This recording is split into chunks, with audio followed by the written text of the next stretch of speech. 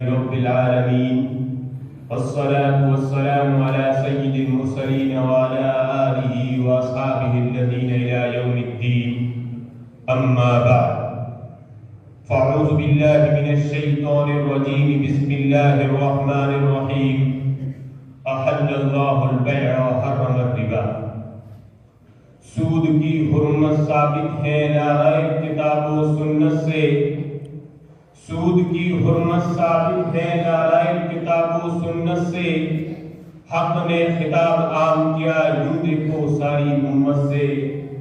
سود کا ایک درہم بھی سنو 36 زنا سے بڑھ کر ہے سود کا ایک درہم بھی سنو 36 زنا سے بڑھ کر ہے سود ہے ندی سے آئی سنو یہ سور سے بھی بدتر ہے سود کے بارے میں کچھ باتیں پیش ہیں غور سے دل سے سنو سود کے بارے میں کچھ باتیں پیش ہیں غور سے دل سے سنو سود سراپا لعنت ہے اے اہل ایمان اس سے بچو محترم بزرگوں اور دوستوں قابل احترام حاضرین جلسہ آج میں اس باوقار محفل میں سود کی حرمت اور اس کے نقصانات کو بیان کرنا چاہتا ہوں اللہ تعالیٰ مجھے صحیح بولنے کی توفیق دے حضرات سود ایک ایسا لفظ ہے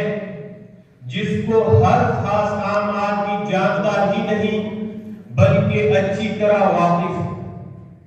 سود خوری کا طریقہ دنیا میں آج نہیں پیدا ہوا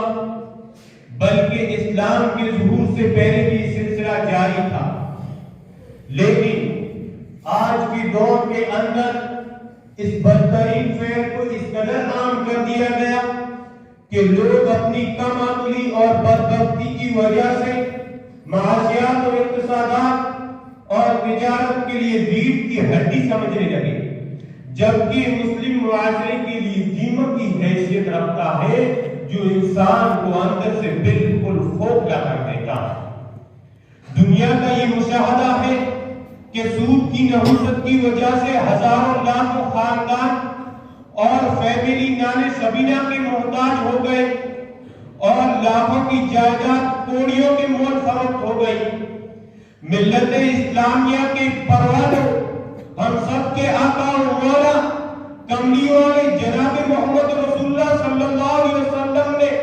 سود لینے والے دینے والے گواہ بننے والے لکھنے والے پر لعنت فرمائی ہے اعلان خداوندی ہے کہ اللہ تعالیٰ نے خرید و فروخت کو حلال کیا اور سود کو حرام قرار دیا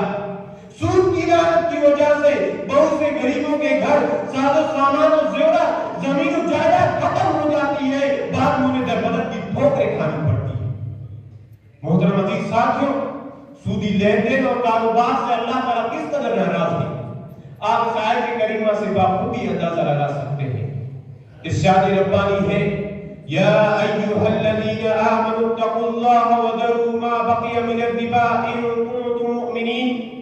فإن لم تفعلوا فأذنوا بحرب من اللہ ورسولہ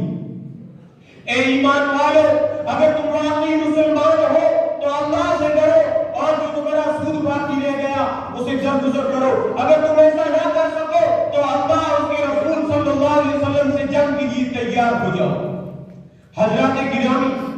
سود کی نحوست اور اس کے گناہ کا اندازہ آپ اس حدیث پاک سے لگا سکتے ہیں جس میں آقا مدنی جناب محمد رسول اللہ صلی اللہ علیہ وسلم نے ارشاد فرمایا سود کے 73 درجات ہیں ان میں سے کم کا گناہ یہ ہے کہ نعوذ باللہ کوئی ماں کے ساتھ زنا کرے اور مزید ارشاد فرمایا کہ سود کا ایک درہم لینے کا گناہ 36 مرتبہ ماں سے زنا کرنے سے زیادہ سخت ہے زنا ایک خود شدید ترین گناہ ہے اور وہ بھی ماں کے ساتھ اس کا مرتکب گناہ سود کے آخری درجے کا گناہ کس قدر شدید ہوگا اللہم احفظنا منہ اے دنیا میں رہنے والوں سود کی حرمت یاد کرو اس کی لعنت یاد کرو اور اس کی نحوست یاد کرو وما علینا الا البلاغ